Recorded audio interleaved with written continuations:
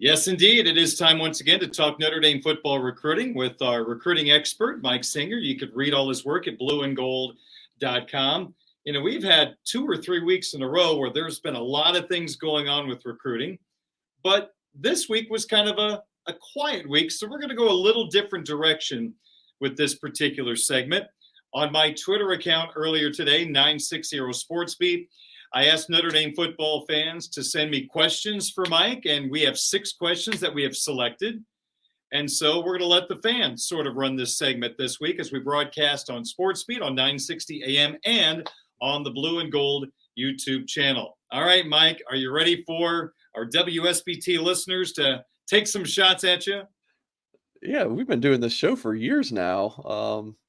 I know years. It's been at least 2 that I've been, on your show. So this is our first time kind of doing a mailbag. So I'm looking forward to this. All right, let's start with Caleb. He wants to know which position coach / recruiter does Mike expect to make the biggest splash in 2025? I think it's the same suspects. I mean, I expect really good things from. I posted this on our message board. I think my 3 favorite coaches on the staff right now, in terms of like your 10 assistant coaches, love Gino Guidugli, love Dylan McCullough, love Chancey Stuckey. Pretty important positions right there: quarterback, running back, and receiver. So I think just every year now, like these coaches, where maybe we haven't seen a ton from Guidugli yet because he hasn't landed his own commitment, but especially with like McCullough and Stuckey, I just expect them every year now to just sign big time clashes. Everywhere else, I think what we've seen the past couple years, what we're gonna keep seeing. Like Notre Dame's gonna sign some pretty good defensive backs, maybe not 5-star guys, but like some very solid players. And you're gonna get a Ben Morrison here and there. So I think the defensive back recruiting is going to continue to be really good. Linebacker recruiting has been outstanding under Marcus Freeman. Look at Kingston Viliamuasa. Defensive line, I think Notre Dame is going to sign highly ranked guys. Maybe you can get like a 5-star caliber guy here and there. That's kind of been a white whale here recently, but still really solid defensive line classes. You already know, I mean, offensive line is going to be really good. I just think like Notre Dame recruiting, I don't know, like a splash. I think it's going to be what it is. Consistency. Yeah. Thanks for kind of getting me there, Darren. You sensed where I was going there. I think it's just going to kind of continue. Will there be maybe a down year at one position and an outstanding year at one position? Sure. But I think otherwise with this staff, I think you kind of know what you're going to get. The one thing that could slow down wide receiver recruiting is Chancey Stuckey continuing to be a hot commodity. And it was like that last offseason. He's going to be tough to hold on to. Yeah. Superstar. That's a good thing. This might be his last year at Notre Dame unless he gets a promotion, so we'll see. Okay, next up, John Irish wants to know, during your time, Mike, covering Fighting Irish football recruiting, what position has been the easiest and most difficult for them to recruit and is the toughest getting easier under Marcus Freeman? All right, so some really good stuff here from John. Appreciate this. So the easiest has been offensive line. I think that's kind of a given. You look at what they've been able to do, and not that they haven't worked to land, your Blake Fishers, your Rocco Spindlers, your Emil Wagners, Joe Alt, like some huge recruiting wins that took a lot of effort, but still, like offensive line prospects have kind of flocked to Notre Dame. Like I actually really like Jeff Quinn as a recruiter. He was a goofy guy, and the recruits really liked him, but there was an aspect that Notre Dame offensive line recruits itself. I'm going to throw at you, Darren. This might be a little bit of a surprise it's not been a position that's been difficult for Notre Dame to recruit, but it's been more difficult than you would think. As you look at tight end recruiting, you would think it's Notre Dame's tight end U, just like it is with offensive line. They would just land like these 5-star caliber prospects every year, right? Going back to 2021 class, Notre Dame assigned 3 players on the offensive line who were ranked as a 5-star, according to at least one website. Blake Fisher was a Rivals 5-star.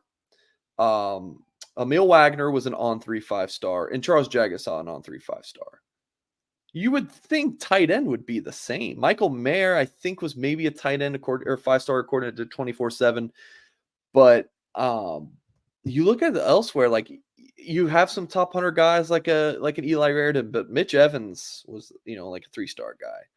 Holden Staves was a 3-star guy, fringe 4-star guy.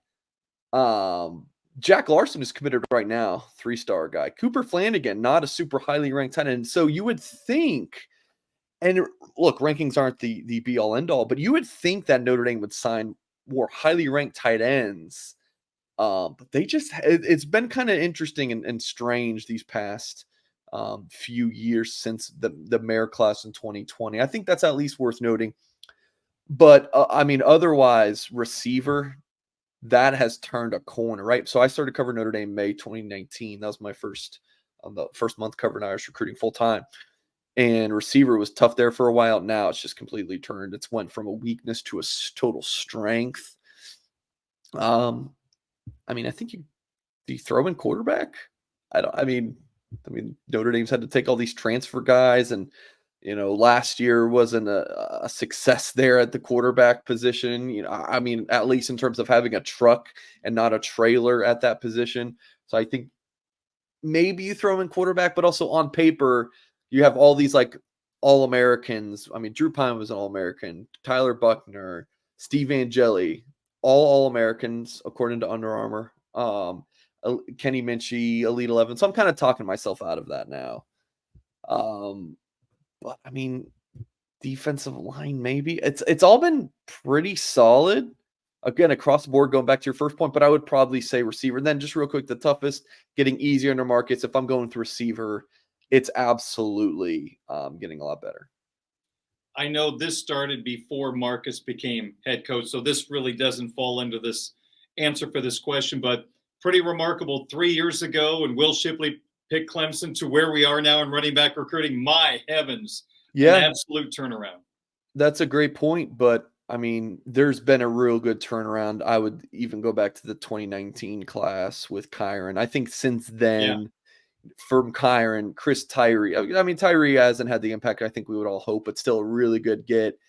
And then you miss Shipley, you get Estime and Diggs, to Jadarian Price, to Jeremiah Love, like some really Brand Payne. Definitely, there's been an uptick in running back recruiting. Yep, thanks for pointing that out.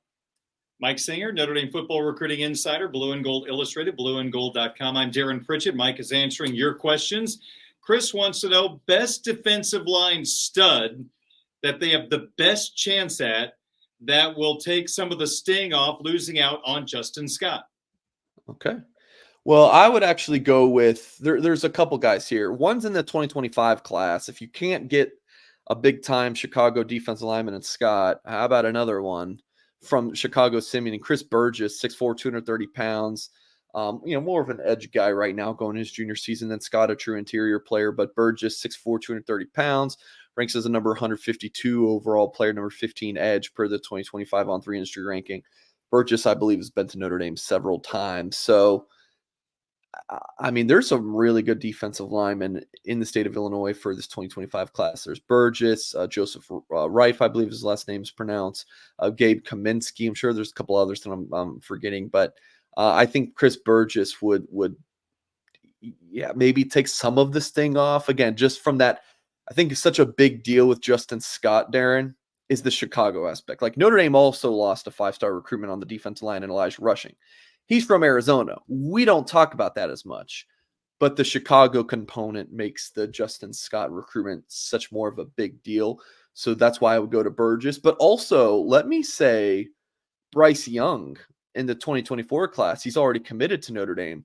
I think you get him. That also helps take this thing off because he's listed at 6'6", 245 pounds. He could end up being a 3 tech. And Scott's more of a true nose, and can maybe play 3 tech, but again, more of a nose. But Young could potentially be a really good interior defensive lineman. You also throw in Sean Sevillano, the nose tackle replacement. I had an article at blueandgold.com on Sevillano interviewing his coach, and he said, that he's bench pressing over 400 pounds. Like the guy's just a freak. So I think even landing Sevillano, that true nose tackle, does take off at least some of the sting, Darren. Okay, let's go to our next question. along the same lines. Bobby wants to know, flat out, the odds Notre Dame can flip Justin Scott, who, of course, picked Ohio State. Probably slim. But listen, I mean, there's just so many domino kind of variables here for Notre Dame. The first thing is that I think they would just need to beat Ohio State. And Darren, I'm not a guy in covering recruiting. It's like, oh, the results on the field are a big difference, like especially one game.